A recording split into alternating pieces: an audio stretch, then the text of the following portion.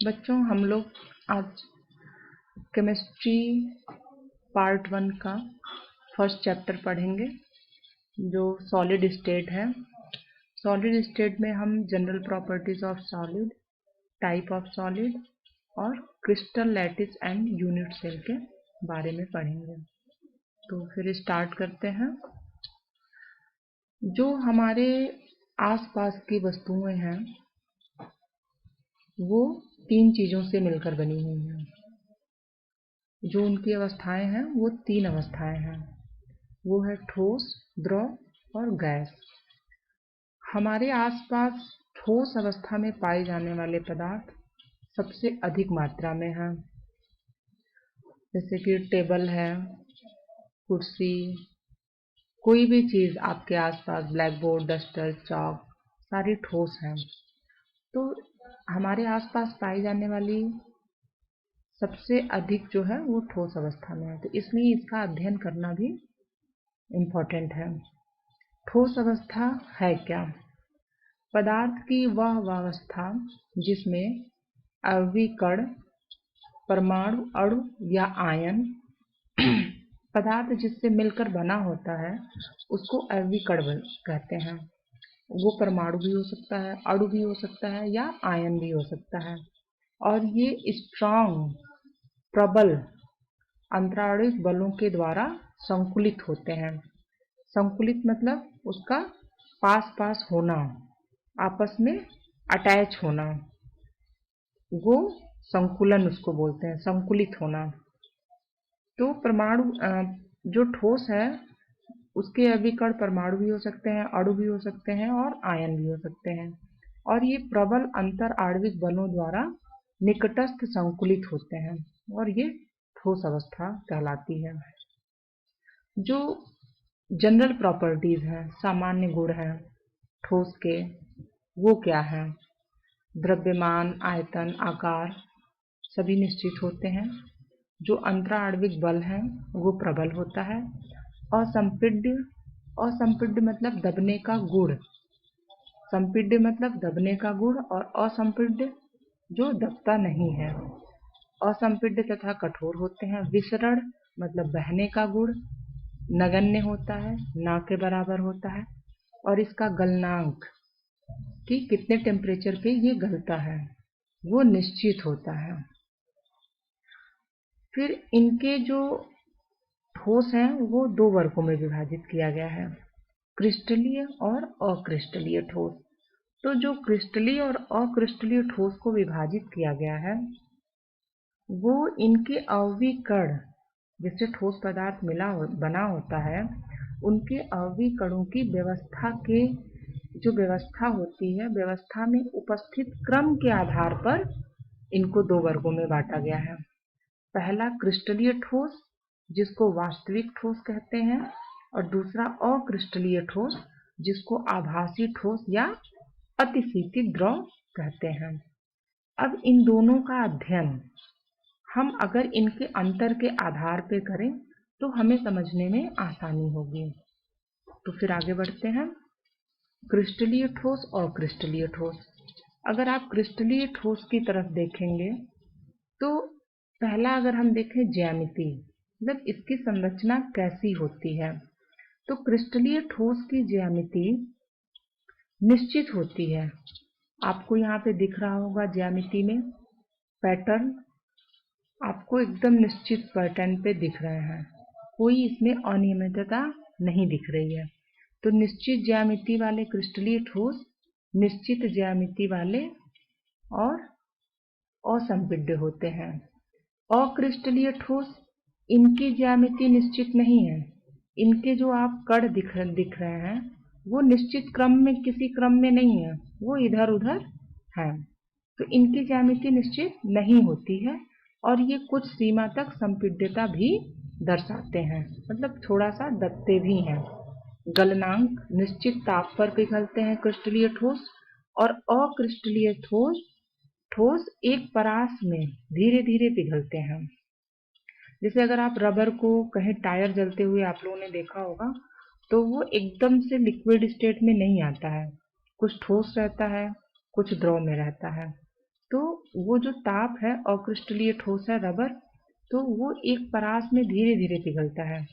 तीसरा डिफरेंस जो है क्रिस्टलीय और अक्रिस्टलीय में, वो है विदलन गुण।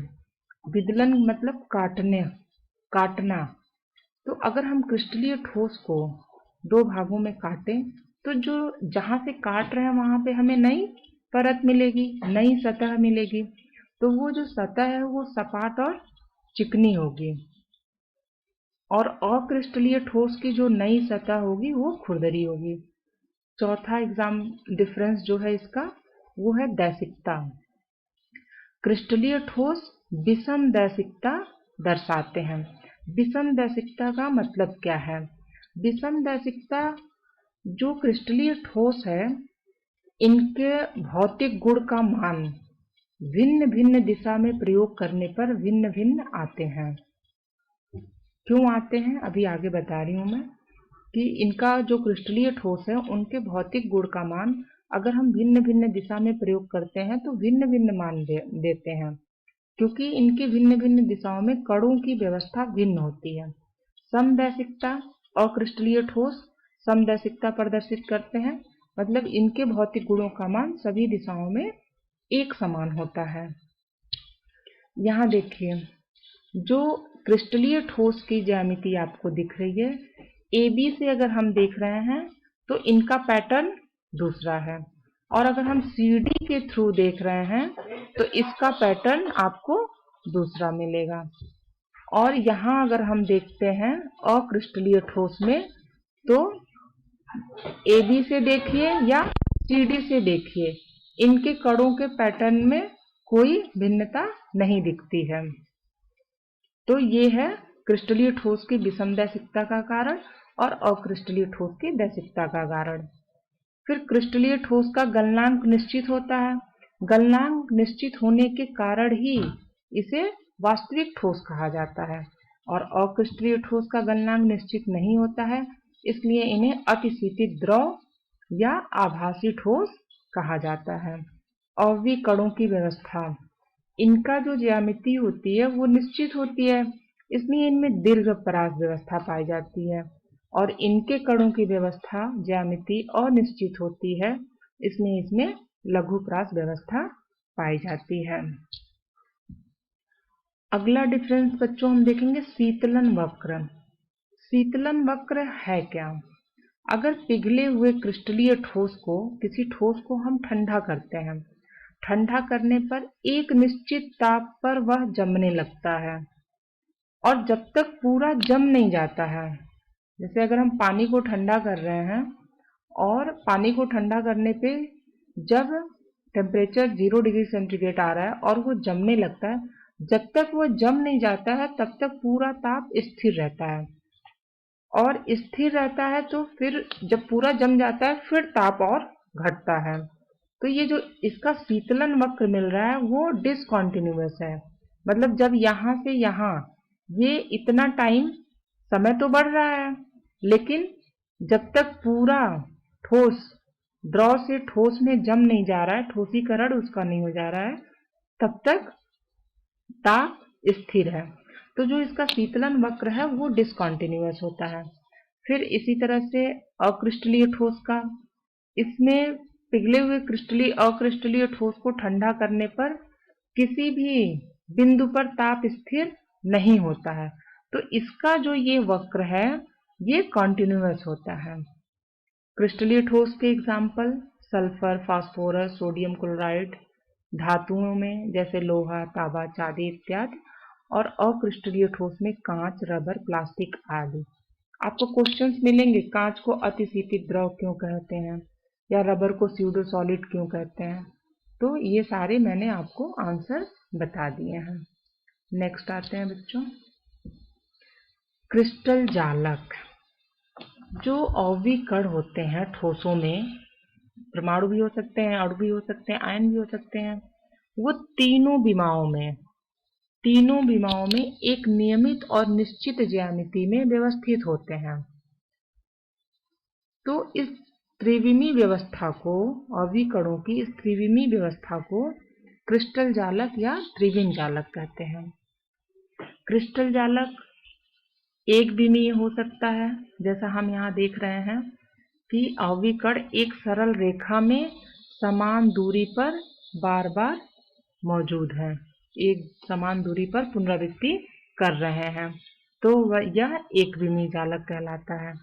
फिर नेक्स्ट हम देख रहे हैं कि समस्त आवि कणों के समूह को किसी तल में पुनरावृत्ति होती है।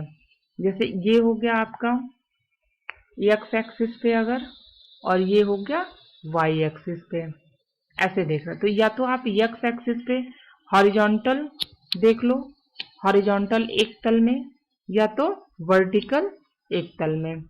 तो समस्त आवि कणों के समूह को किसी तल में पुनरावृत्ति होती है तो द्विविमीय जालक कहलाता है।